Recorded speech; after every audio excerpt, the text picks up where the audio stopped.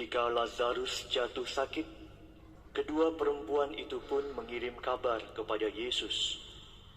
Tuhan, dia yang engkau kasihi sakit.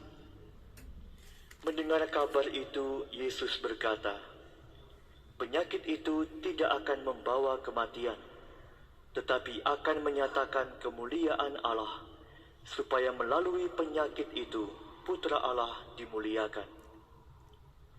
Yesus memang mengasihi Marta dan saudaranya serta Lazarus. Namun setelah didengarnya bahwa Lazarus sakit, ia sengaja tinggal 2 hari lagi di tempat ia berada. Tetapi sesudah itu, dia berkata kepada murid-muridnya, "Mari kita kembali lagi ke Yudea." Ketika Yesus tiba di Betania, didapatinya Lazarus telah 4 hari terbaring dalam kubur. Ketika Marta mendengar bahwa Yesus datang, ia pergi menemui dia. Tetapi Maria tinggal di rumah. Lalu kata Marta kepada Yesus, "Tuhan, sekiranya engkau ada di sini, saudaraku pasti tidak mati. Tetapi sekarang pun aku tahu bahwa Allah akan memberikan kepadamu segala sesuatu yang engkau minta kepadanya." Kata Yesus kepada Marta, "Saudaramu akan bangkit." Kata Marta kepadanya, "Aku tahu bahwa ia akan bangkit pada waktu orang-orang bangkit pada akhir zaman." Jawab Yesus, "Akulah kebangkitan dan hidup. Siapa saja yang percaya kepadaku, ia akan hidup walaupun sudah mati. Dan setiap orang yang hidup dan yang percaya kepadaku tidak akan mati selama-lamanya. Percayakah engkau akan hal ini?" Jawab Marta, "Ya Tuhan, aku percaya bahwa engkaulah Mesias, Putra Allah yang akan datang ke dalam dunia." Kemudian ketika melihat Maria menangis, Yesus sangat terharu dan berkata, "Di manakah dia kamu baringkan?" Jawab mereka, "Tuhan, marilah dan lihatlah." Lalu menangislah Yesus. Kata orang-orang Yahudi, "Lihatlah, ia sungguh mengasihi dia." Tetapi beberapa orang di antaranya berkata, "Ia yang memelekkan mata orang buta, tidak sanggupkah ia bertindak sehingga orang ini tidak mati?" Yesus sekali lagi sangat terharu, lalu pergi ke kubur itu. Kubur itu adalah sebuah gua yang ditutup dengan batu. Kata Yesus, "Angkatlah batu itu." Marta, saudara orang yang meninggal itu, berkata kepada Yesus, "Tuhan, ia sudah berbau, sebab sudah 4 hari ia mati." Jawab Yesus, "Bukankah sudah aku katakan kepadamu, jika engkau percaya, engkau akan melihat kemuliaan Allah?" Mereka pun mengangkat batu itu. Lalu Yesus menengadah ke atas dan berkata, "Bapa, aku mengucap syukur kepadamu, karena engkau telah mendengarkan aku. Aku tahu bahwa engkau selalu mendengarkan aku. Tetapi oleh karena orang banyak yang berdiri di sini mengelilingi aku mengatakannya supaya mereka percaya bahwa engkaulah yang telah mengutus aku." Sesudah berkata demikian, berserulah ia dengan suara keras, "Lazarus, marilah keluar." Orang yang telah mati itu datang keluar. Kaki dan tangannya masih terikat dengan kain kafan, dan mukanya tertutup dengan kain peluh. Kata Yesus kepada mereka, "Bukalah kain-kain itu dan biarkan ia pergi." Banyak di antara orang-orang Yahudi yang datang melawat Maria dan menyaksikan sendiri apa yang telah dibuat Yesus, percaya kepadanya. Demikianlah sabda Tuhan. Terpujilah Kristus.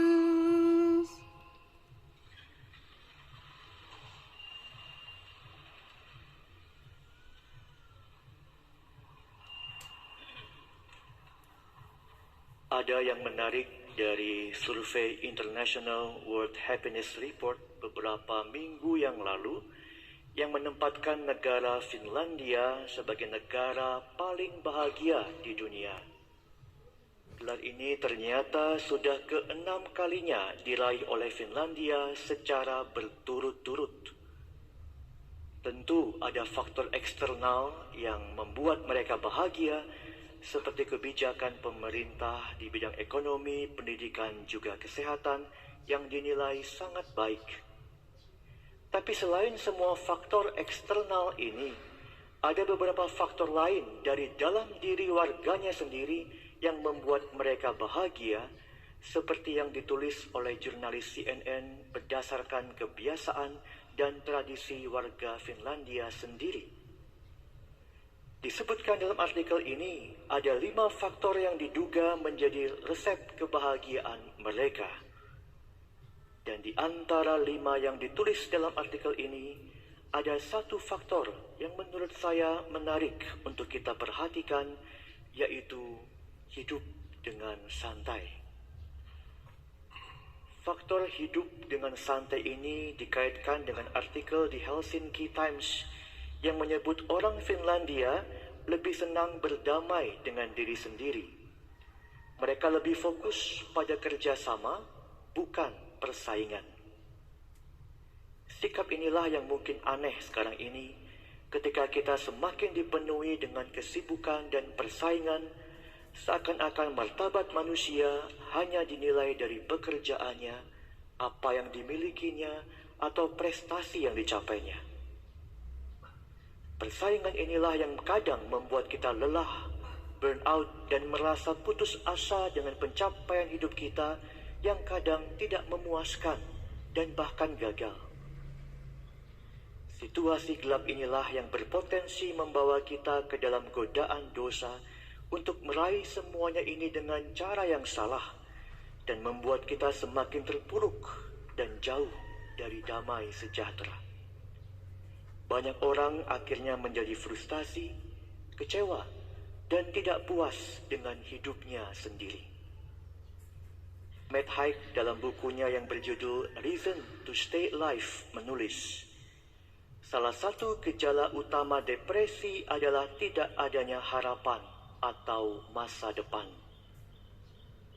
Mungkin saja kita pun pernah mengalaminya dalam kadar yang berbeda, sehingga kita yang tampaknya baik-baik saja ternyata menyimpan keputusasaan, seperti terbaring dalam kubur yang tanpa harapan dan menyesali hidup yang dianggap tidak lagi bermakna. Perasaan negatif inilah yang tentu saja akan menjauhkan kita dari kebahagiaan yang sejati.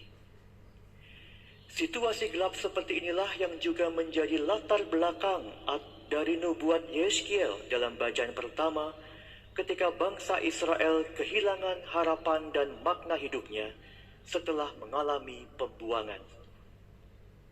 Peristiwa kejatuhan ini tentu berdampak buruk dalam hidup mereka yang sudah mematikan harapan mereka untuk memperoleh hidup yang lebih baik karena dosa, kegagalan, dan kesalahan yang mereka lakukan.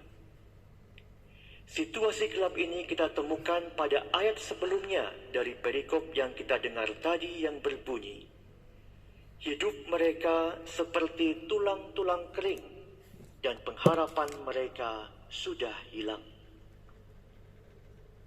Dalam situasi inilah Tuhan tidak tinggal diam dan membiarkan umat kesayangannya terus terpuruk dalam kemalangan tanpa harapan.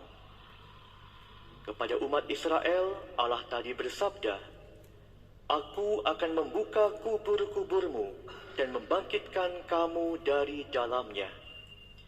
Aku akan mencurahkan rohku ke dalam dirimu, sehingga kamu hidup kembali. Inilah tindakan Allah yang berbelas kasih atas kemalangan kita, yang juga bersedih atas kelemahan kedagingan kita, yang sudah menjauhkan kita dari damai sejahtera yang Tuhan tawarkan. Tindakan Allah yang peduli dan berbelas kasih ini kembali diperlihatkan dalam Injil Yohanes hari ini ketika kita mendengar gestur Yesus yang bersedih, terharu, dan bahkan menangis karena kematian Lazarus. Dengan kuasanya yang ajaib, Yesus membangkitkan Lazarus yang sudah 4 hari meninggal terbaring dalam kubur.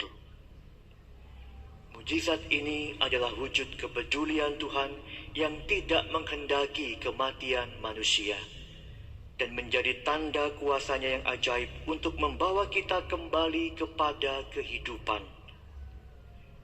Peristiwa sedih ini juga menjadi saat yang tepat bagi Yesus untuk mengenalkan siapa dirinya yang berkuasa mengatasi dan mengalahkan kematian. Kepada Marta, Yesus berkata, "Akulah kebangkitan dan hidup. Siapa saja yang percaya kepadaku, ia akan hidup walaupun sudah mati. Dan setiap orang yang percaya kepadaku tidak akan mati selama-lamanya." Menjelang Hari Raya Paskah yang mulai mendekat, Tuhan mengingatkan kita pada hari ini pada kuasa kebangkitannya yang juga akan memulihkan kita dari kematian, terutama kematian roh yang sudah membuat kita kehilangan harapan dan makna. Santo Paulus dalam bacaan kedua juga mengingatkan kita untuk hidup dalam roh Kristus yang membuat roh kita hidup karena kebenaran.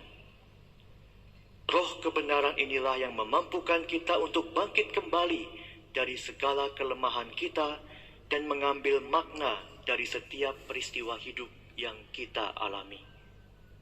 Dengan cara inilah kita disegarkan dan dihidupkan kembali dari kekhawatiran, ketakutan, dan keputusasaan yang sudah menjauhkan kita dari kebahagiaan seperti yang dialami oleh warga Finlandia tadi. Mereka percaya bahwa langkah pertama menuju kebahagiaan sejati adalah menentukan sendiri standar kebahagiaan yang ingin mereka raih dan bukan membandingkan atau berkompetisi dengan yang lain. Semoga sumber kebahagiaan kita pun tidak lagi ditentukan oleh standar orang lain, tapi biarlah Tuhan yang sudah mencintai kita dengan segala berkat-Nya dan yang menghidupkan kita kembali dari dosa dan kelemahan menjadi sumber kebahagiaan kita yang sejati sekarang dan selama-lamanya.